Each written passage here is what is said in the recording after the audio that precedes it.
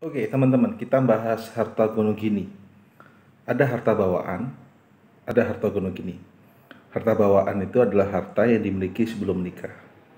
Harta gono gini itu adalah harta yang dimiliki setelah dia melaksanakan perkawinan. Itu harta gono gini di sini. Kemudian ada pertanyaannya itu adalah sepasang suami istri menikah, sebelum menikah suami sudah punya rumah dari ibunya, maka ini harta bawaan ya. Dan kemudian beberapa tahun kemudian terjadi percekcokan dan suami mau gugat cerai. Dalam pernikahan itu ada sebuah mobil bekas yang dimiliki selama pernikahan itu. Pertanyaan adalah, manakah yang jadi harta gono gini saat bercerai?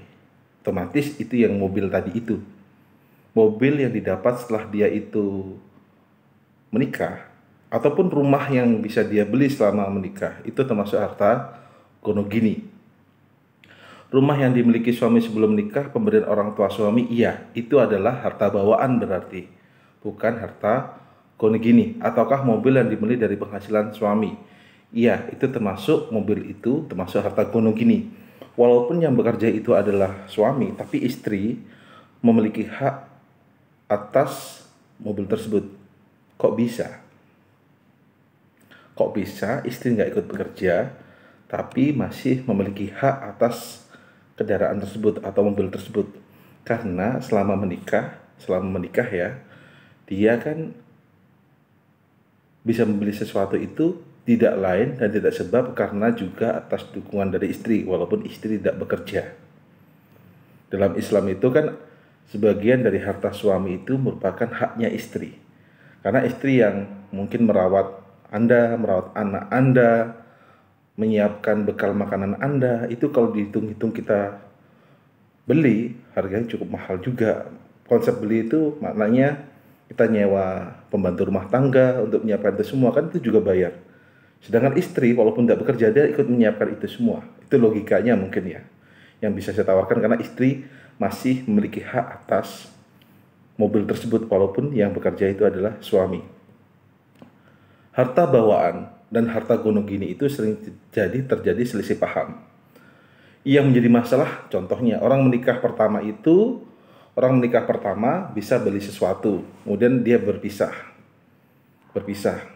Setelah berpisah, dia punya rumah di desa Jatisari mungkin. Setelah berpisah, dia nikah lagi. Rumah di Jatisari itu, kan itu rumah, bisa dikatakan itu dari istri pertama itu merupakan harta bawaan. Dia menikah lagi tuh dengan si C, laki-laki tadi itu. Rumah yang di desa Jatisari itu dia jual untuk beli rumah baru dengan pihak istri yang baru. Itu termasuk harta gono gini atau harta bawaan? Harta gono gini hitungannya.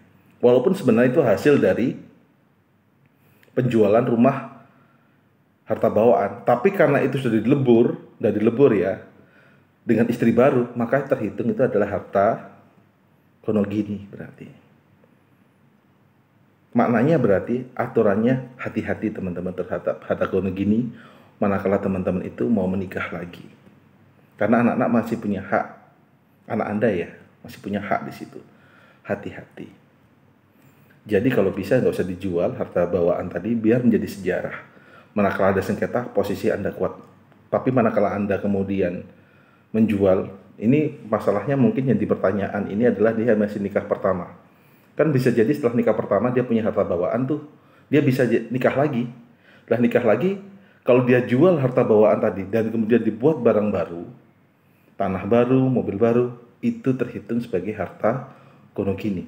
Walaupun dia tetap bersikeras itu harta bawaan yang dijual dari harta bawaan, tapi kan prosesnya tidak bisa dibuktikan tuh, tapi tetap itu dihitung adalah harta gono gini. Maka harta bawaan alangkah baiknya untuk berhati-hati, jangan mudah untuk menjual diganti barang baru. Pertahankan itu aja, entah itu mobil, entah itu tanah, agar kenapa manakala ada sengketa, posisi harta gono gini dan harta bawaan itu jelas. Itu teman-teman sharing saya tentang harta gono gini ya dan harta bawaan. Mudah-mudahan teman bisa menyelesaikan dengan perkara harta gono gini secara lebih tenang dan bisa menguntungkan saudara. Itu sharing saya. Terima kasih sudah mendengarkan.